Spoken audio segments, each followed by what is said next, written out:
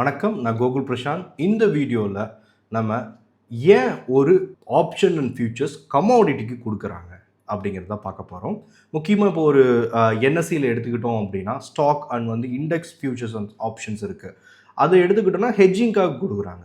இப்போ எம்சிஎக்ஸில் எதுக்காக future option கொடுக்குறாங்க, அது என்ன ஹெட்ஜிங் பர்பஸ், யார் ஹெட்ஜ் பண்ணுறா அப்படிங்கிற டீட்டெயிலாக பார்க்க போகிறோம். இனி தனுக்கு சப்ஸ்கிரைப் பண்ணிக்கோங்க அண்ட் வீடியோக்குள்ளே போகலாம். ஃபர்ஸ்ட், இப்போ ஒரு எம்செக்ஸ் எடுத்துக்கிட்டோம் அப்படின்னா அது இன்டர்நேஷ்னல் மார்க்கெட்லேருந்து தான் ப்ரைஸ் எடுத்து ட்ரேட் ஆகிட்டு இருக்கு.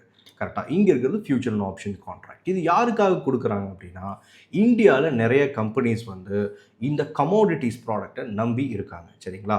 லைக் ஒரு எக்ஸாம்பிள் எடுத்துப்போம். ஸ்டாக் மார்க்கெட்டில் ட்ரேட் ஆகிற கம்பெனி கல்யாண் ஜுவல்லர்ஸ். இப்போ இவங்களோட பேஸ் எந்த கமோடிட்டி ப்ராடக்ட் நம்பி இருக்காங்கன்னா முக்கியமாக மெட்டல், சில்வர் அண்ட் கோல்டு. நம்ம கோல்டுங்கிற சினாரியோ எடுத்துப்போம். இப்போ கோல்டை கல்யாண் ஜுவல்லர்ஸ் நம்பியிருக்காங்க. எதுக்காகனா அது அவங்க ஆபரணமாக செஞ்சு அவங்களோட வாடிக்கையாளருக்கு அவங்க விற்கிறாங்க. இப்போ அதில் அவங்க லாபம் அப்படிங்கிறது என்னென்னா செய்கூலி மற்றும் சேதாரம் இதெல்லாம் அவங்க எடுப்பாங்க இல்லைங்களா, அதுதான் அவங்களோட லாபம் அப்படிங்கிறது. சரியா? ஆனால் கோல்டு ப்ரைஸ், கல்யாண் ஜுவல்லர்ஸ் ஒரு கோல்டை நம்பியிருக்காங்க. Gold price international gold and silver price என்ன ஆகுது, மேலே ஏறிக்கிட்டே இருக்கிறது கிடையாது. திடீர்னு என்னாச்சு, டக்குன்னு 20-25% விழுந்துச்சு. சில்வர் 40% பக்கம் விழுந்திருக்கு. கரெக்டாக? அப்படிங்கும்போது ஏறிக்கிட்டே இருக்காது, விழுகிறதுக்கான வாய்ப்பு இருக்குது. இப்போ அவர் ஏறிட்டு இருக்கும்போது லோ ப்ரைஸில் வாங்கி வச்சார். லைக் கோல்டை ஒரு $2000 வாங்கி வச்சுருந்தாருன்னா பிரச்சனை இல்லை. $5000 அதிக ப்ரைஸுக்கு அவரோட கஸ்டமருக்கு விற்பார். கரெக்டாக? ஆனால் கோல்டை அவர் $5500 ஒரு கிலோ வாங்கியிருந்தார் அப்படின்னா கீழே விழுகும்போது இப்போ என்னது $5000 இல்லை $4500 ட்ரேட் ஆகும்போது அங்கேயும் அவங்களோட கஸ்டமர்ஸ் வருவாங்க. கரெக்டான கோல்டு ப்ரைஸ் விழுந்திருக்கும். இப்போ அவர்கிட்ட என்னது லாஸுக்கு அவர் விற்பார். கரெக்டாக? அப்படி பண்ண முடியாது. அவங்க பிஸ்னஸ் அப்படிங்கிறது கோல்டை ப்ரைஸ் ஏறும், அந்த ப்ரைஸ் ஏறுறதை வச்சு நான் அதிக லாபத்துக்கு என்னோட கிளைண்ட்ஸுக்கு நான் விற்கிறேன், வர கஸ்டமர்ஸுக்கு நான் விற்கிறேன் அப்படிங்கிறது கிடையாது. கோல்டை ஆபரணமாக செஞ்சு விற்போம், அதுலேருந்து நிறைய லாபம் வரும், அதை நம்ம கம்பெனிக்கு எடுத்துப்போம் அப்படிங்கிறது தான் அந்த பிஸ்னஸ் ஐடியாங்கிறது. கரெக்டாக? இப்போ கோல்டு ப்ரைஸ் ஏறும்போது அவங்க என்ஜாய் பண்ணுவாங்க, இறங்கும் போது லாஸ் ஏற்றுப்பாங்க அப்படிங்கிறது கிடையாது. இறங்கும் போது ஹெட்ஜ் பண்ணுவாங்க. எங்கே அப்படின்னா இங்கே கமாடிட்டியில். சரியா? இப்போ கோல்டு ப்ரைஸ் நமக்கு அவங்களுக்கு என்னது அன்ஸ்டேபிளாக இருக்குது, சில்வர் ப்ரைஸ் அன்ஸ்டேபிளாக இருக்குங்கும்போது நேராக போயிட்டு அவங்கக்கிட்ட 1 கிலோ 100 கிலோ என்னது பை பண்ணி லாக்கரில் வச்சுருப்பாங்க. கரெக்டாக?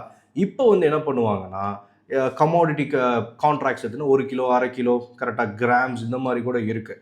எதுக்காக எம்சிஎக்ஸ் கொடுத்துருக்காங்கன்னா இந்த மாதிரியான ஹெட்ஜிங் பெனிஃபிட்ஸ்க்காக தான். இந்த கமாடிட்டி நம்பி இருக்கிற நிறைய கம்பெனிஸ் இருக்குது, அவங்க இந்த கமாடிட்டி ப்ரைஸ் இறங்கும்போது ஹெட்ஜ் பண்ணிக்கலாம் அப்படிங்கிறதுக்காக தான் கொடுத்துருக்காங்க.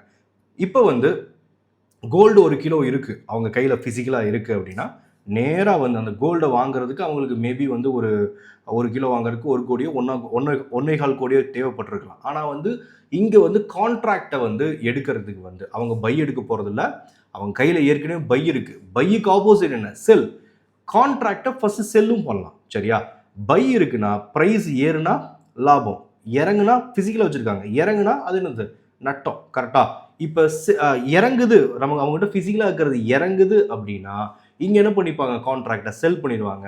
இங்கே என்ன நட்டம் வருதோ அதை இந்த சைடு எடுத்துருவாங்க, செல் பண்ணி கமோடிட்டியில். அவங்க பிஸ்னஸ் ஸ்டேபிளாக இருக்கும். சரிங்களா? அவங்க நட்டத்துக்கு தான் அவங்க கஸ்டமர்ஸ்கிட்ட பொருட்களை விற்கணுங்கிறதுல அவங்க செய்கூலி சேதாரம் கலெக்ட் பண்ணி அவங்க ஸ்டேபிளாக பிஸ்னஸை ரன் பண்ணுவாங்க. தென் இதே மாதிரி தான் ஆயிலு, நேச்சுரல் கேஸு, அதுக்கப்புறம் வேறு அலுமினியம், இந்த மாதிரியான நிறைய ப்ராடக்ட்ஸை நம்பி நிறையா இருப்பாங்க இல்லைங்களா பெரிய பெரிய கம்பெனிஸ். இவங்க எம்சிஎக்ஸ்லையோ இல்லை இன்டர்நேஷ்னல் மார்க்கெட்லையோ ஹெட்ஜ் பண்ணி அவங்க பிஸ்னஸை ஸ்டேபிளாக ரன் பண்ணுவாங்க. அதுக்காக தான் அவங்க ஆப்ஷன் அண்ட் ஃபியூச்சர்ஸ் இந்த மாதிரியான கான்ட்ராக்ட்ஸை கொடுக்குறாங்க. இதில் நிறைய ஸ்ட்ராட்டஜிக்கலாக ப்ளே பண்ணுவாங்க.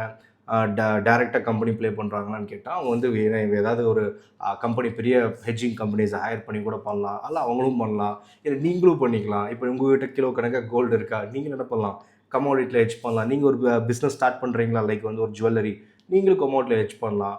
ஒரு கமோடிட்டியில் லோ ப்ரைஸில் வாங்கி வச்சு இப்போ உங்களுக்கு ஒரு நல்ல ஒரு கோல்டு ஏறும், இன்னி ஒரு கிராமுக்கு 5000 6000 ஏறும்னு தோணுது. ஆனால் உங்ககிட்ட காசு கம்மியாக இருக்குது, போய் வாங்கி வச்சிடலாம்னா கான்ட்ராக்டை பை பண்ணி வச்சுட்டு அதுக்கப்புறம் ஃபிசிக்கல் டெலிவரி எடுத்துக்கலாம். கிலோ குலக்கா நீங்களும் என்ன பண்ணலாம், M6 ஃபிசிக்கல் டெலிவரி தராங்க, M6 அப்படியே அப்புறமா என்ன பண்ணிக்கலாம், ஃபுல் கேஷை பே பண்ணிட்டு ஏறினதுக்கப்புறம் ஃபிசிக்கல் டெலிவரி எடுத்துக்க முடியும். இந்த மாதிரியும் பண்ணலாம்.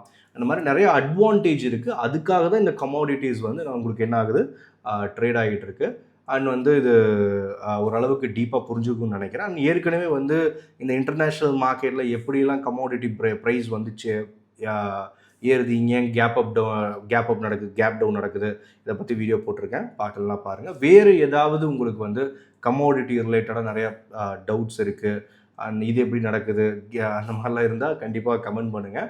நம்ம அடுத்த வீடியோவில் பார்க்கலாம். அதுவரையில் பாய். Investments in the securities market are subject to market risk. Read all the related documents carefully before investing.